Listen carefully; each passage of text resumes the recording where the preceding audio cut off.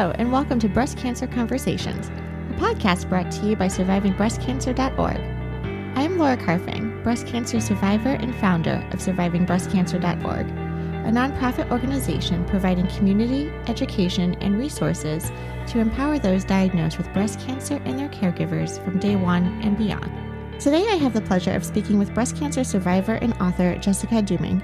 Jessica was diagnosed with breast cancer at the age of 32. She was focused on her career, living on her own, and totally unprepared for what was ahead. Like so many of us, we are faced with rapid-fire decisions and don't necessarily have time to research and learn more about what options are available. Today, we take a deep dive into the topic of fertility and breast cancer. Jessica and I share our experiences of freezing our eggs, or not, and what you can expect with fertility preservation.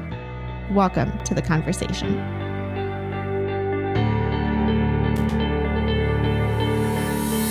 Actually love to take a deeper dive into fertility and like egg harvesting and preservation, because that's actually something that we haven't talked about yet much on the podcast. And unlike your decision, I was, well, similarly, but also unlike the outcome, I was also given a very short time to make a decision about whether or not I was going to preserve my eggs.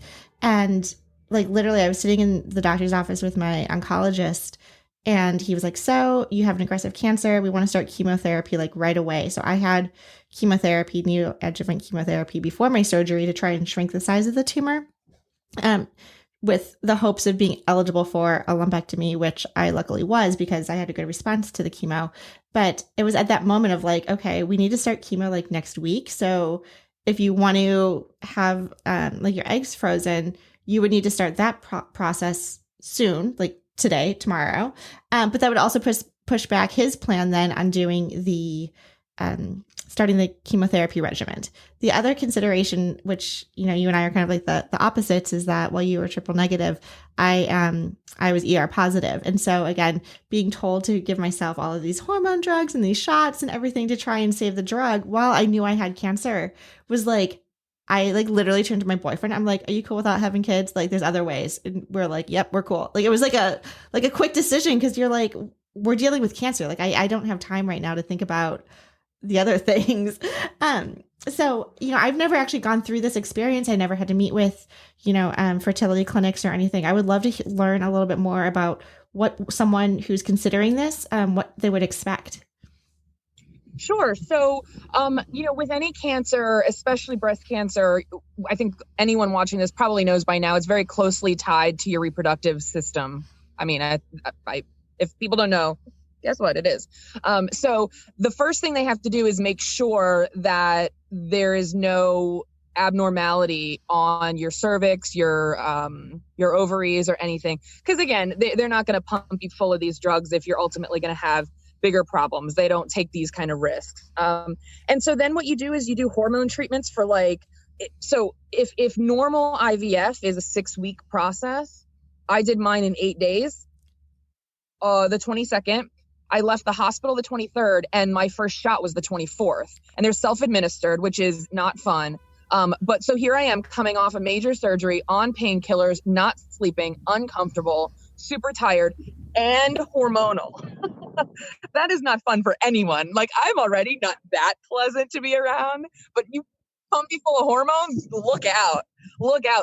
I will say, luckily for my parents, I slept most of the time. So thank God, because I can only imagine the hell they would have been through with me on hormones. But you pump yourself full of these hormones. You shoot yourself in the hip or the stomach, or like the little fatty part by your belly button.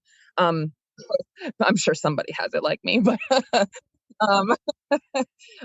and so you do that on a very strict regimen, and they give you all the information. And then once you have to go in period. I think I went in every 2 days, because what the drugs do is they hyper stimulate your ovaries. So if you think all your eggs are kept in your ovaries, when they're like about to release, you develop these things called follicles, and they look like almost like little little Venus flytraps.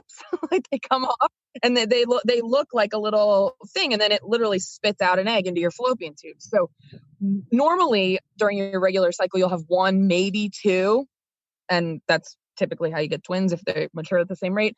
But this stimulates up to 10. they look at them, they see the maturity, and so they're doing an internal ultrasound to see from kind of the inside, and there's only one way to get there, so you can imagine.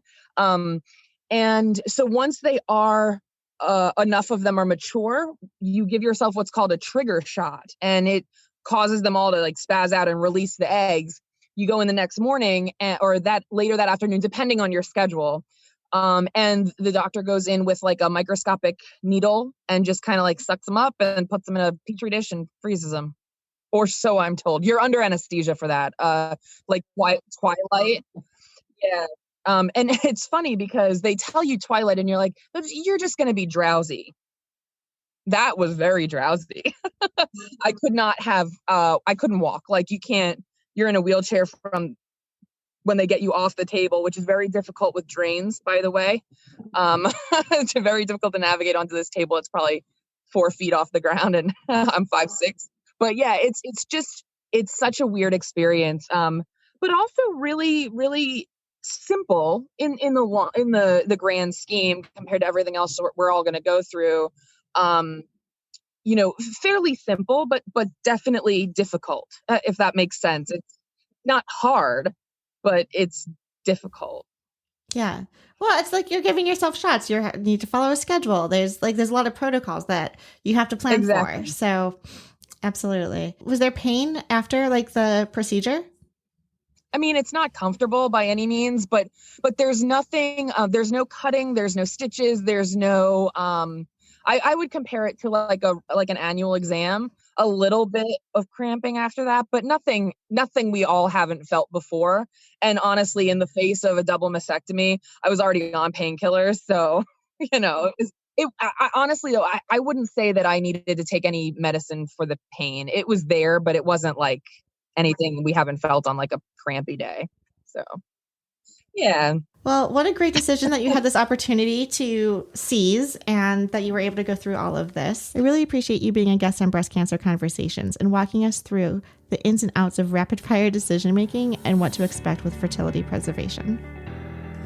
Thank you for tuning in and listening to our podcast. If you would like to find out more about our organization and upcoming events and ways to connect, you can find out more by visiting our website at survivingbreastcancer.org. I would like to acknowledge that all of the information on our podcast is from personal experiences, and it is not a substitute for professional medical advice. You should always consult your medical care team. If you're looking for specific topics or would like to be a guest on our show, feel free to contact me directly at laura@survivingbreastcancer.org. And of course, we have a couple social media handles you can follow us at as well. For example, Surviving Breast Cancer Org, all one word, as well as our podcast specifically, Breast Cancer Conversations.